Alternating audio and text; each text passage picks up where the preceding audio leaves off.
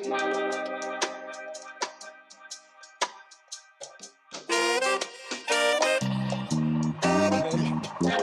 to Reconnecting Africa. What a wonderful day here in Sydney. I'm here with my brother.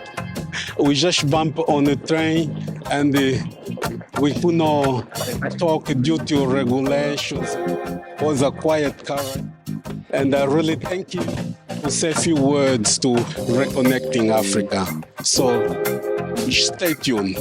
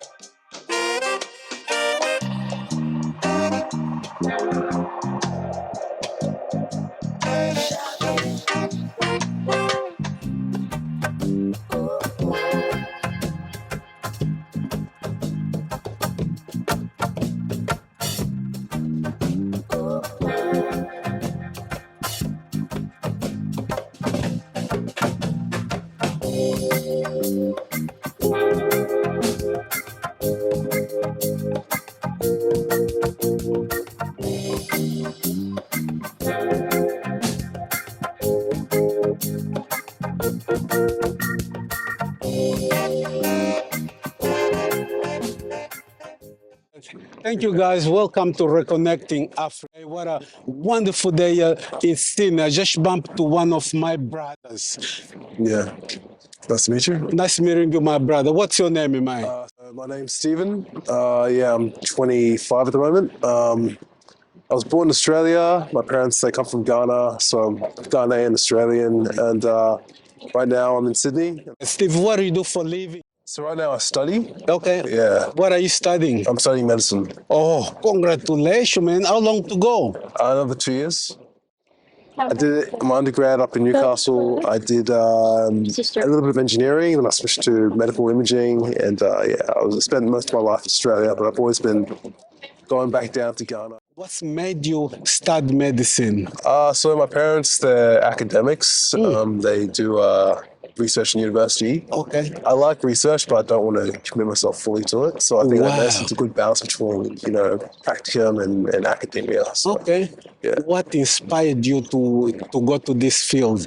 I just really like, all of the research you can do in medicine and all the practical things you can do as well, and sort of like the reasoning behind like clinical decision making, and that's what inspired me to pursue medicine. How much longer to go? Another 2 years. Wow. Yeah, at the end of this year.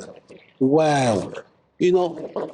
Myself, I feel inspired by you because whether we see a black person and if I ask them what they do, I mean, they might be studying, they might be doing other things, but I never came across with a young man who inspired to be a doctor. So in 5 or 2 years' time, you're going to be our doctor.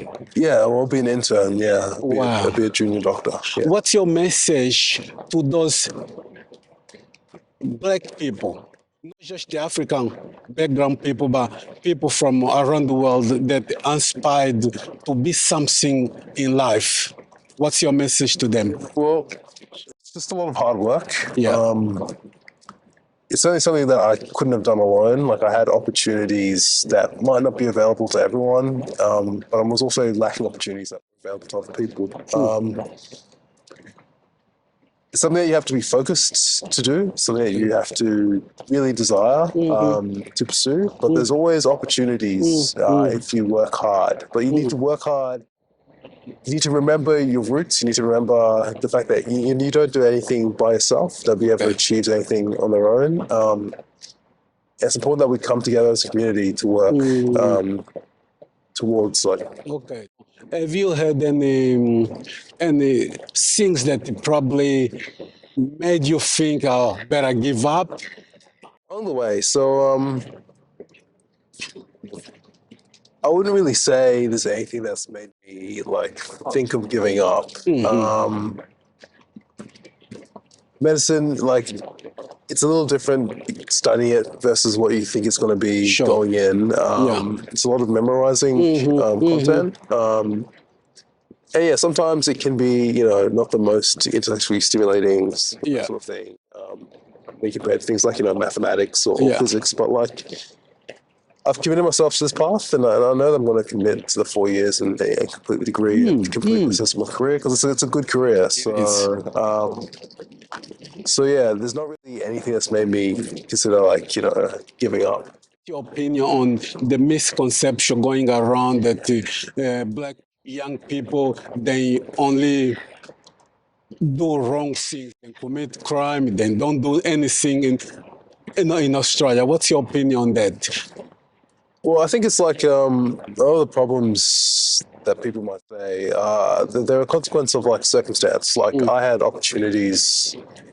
I had parents that were educated. I had parents that wanted me to study and wanted me to become educated. Yeah. The others might not have had. They may have arrived in different circumstances in this country. And it shouldn't define like the group of the collective people Sure. or the race. Like I know plenty of black people who are highly motivated, highly educated people, and yeah, so some of the circumstances which Africans have arrived in Australia haven't been ideal because there are problems. Largely, as a consequence of history, but like it doesn't have to define us. Okay. Yeah. On this channel here, we often talk about things considered taboo in nowadays. On this channel, we talk about racism, we talk about things that are still impacting the life of a lot of people, not just black, even white people, everybody. And I just want to ask you, have you ever faced racism in Australia? Yeah, I have. Yeah. Okay. Yeah. Tell me a little bit, just a little glimpse. All right, first day in hospital, there was a patient who didn't want to speak to me because she didn't trust like my country of origin. Even though like I'm born in Australia, I'm a citizen here. She, thought like I was like some sort of like scammer or something, or, just didn't trust me. Yeah. And then this has been such instances where I've been like in Coles, and I've been followed around in Coles. Wow. By security, even though I pay for everything, like. Wow. Yeah, there are instances of racism. So for those people that is still in 2022 still acting that way, what's your message to them? Especially the old generation, really. my message to like to Africans in Australia is that we need to make sure that we maintain strong bonds and like maintain a community because we need to understand like we are different and we need to watch out for ourselves and have our backs. My message to like the broader non-African community is like we're gonna have to move beyond racism. We're all human beings. We need to move into not just like moving beyond interpersonal conflicts as as a definition of racism, but moving towards achieving equality in a more substantial manner. Like you have to be anti-racist, you have to come with a fundamental understanding that like the difference we see between large groups of people is not natural. It's artificial and man-made. You have to start with the fundamental understanding that like the outcomes of all people should be, generally speaking, equal on a broader scale. You have to work from there. Yeah. So when you see, you see differences, you need to see them as, the acts of racism. Yeah. Well, going back to your, to your field, I mean, when you finish your studies, what's your plan? My plan, well, I'd like to. I'm going to become an intern, so I'll be working in a hospital for a year as an intern, medical intern, then a resident, and then I'd like to try and get into one of the specialties. I really do like surgeries, and then once I've specialized, trained, and I've established my career here, then I'm also thinking of like thinking of back home in Ghana as well. So Good on you. This, I'm not sure. There are plenty of good doctors over in Ghana as well. But I probably will support like the establishment of like a clinic or something.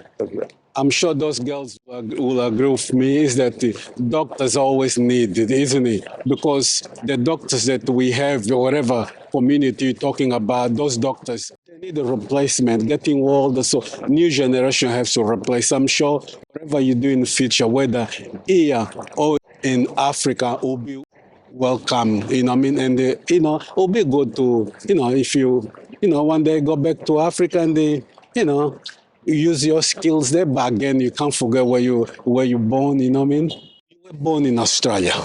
Yes. Yeah. And do you feel more Australian or do you feel more African, Ghanaian? Yeah. I feel both. Like, Okay. I don't think they have to compete with one another.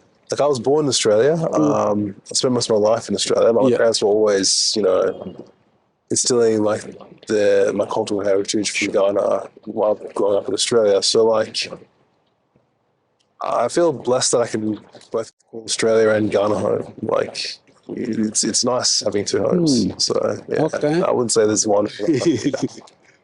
Okay, so can you also just tell the audience about your experience about Africa? Because a lot of people never been to Africa. They still have that misconception about Africa. They still think that Africa is dead. Is the, I mean, you know what I'm talking about. So, what's your message for those people that never been to Africa, but they still think Africa, is what the media told them? What's your opinion? When you say Africa, well, there's 54 countries on the continent, and there's over 1 billion people. It's a very, very big place. There's a lot of like different people, different places. You'll be surprised. Like if you think Africa and you think like the stereotype images of poverty and conflict, you're really limiting yourself into your understanding of what Africa is. Like Ghana is like peaceful. It's very, very nice.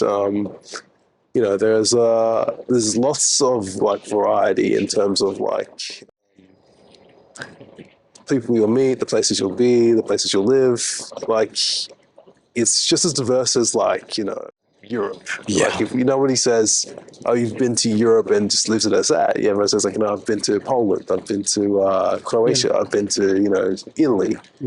You shouldn't treat Africa as just one big monolith. It's many different people, many different places. Yeah. I agree with you. Thank you for your time. I really appreciate it. If there's anything that probably I didn't ask you and it's in your heart and you love to say, can you please? Yeah, I think as African diaspora in Australia, we're in a position of being able to advocate for Africans abroad, the diaspora, the Africans back in Africa and around the world, in a position where we would get more attention than, to be honest, if we were in Africa. Unfortunately, the tides of power and influence tie tightly with economics. We're in a fortunate position, and we need to act collectively as a group and work together to help. Not just Africans in Australia, but Africans across the globe. Wow. Yeah. Wow, this is powerful message for you, African people, regardless of where you're born. Don't forget your background. Like my young brother was advising you, go and support your people. It doesn't matter where you live, it doesn't matter where you're born. As long as you are black man, you are an African. It is time for us to go and help our people. Thank you so much for tuning in. And please, we are, like I said, we are a very new channel on YouTube. This is Reconnecting Africa. If you haven't subscribed, please support us. Like it, comment, get involved. Let other people know about Reconnecting Africa. It's all about things that happen in the black community around the world. And until next time, we'll say, Reconnecting Africa.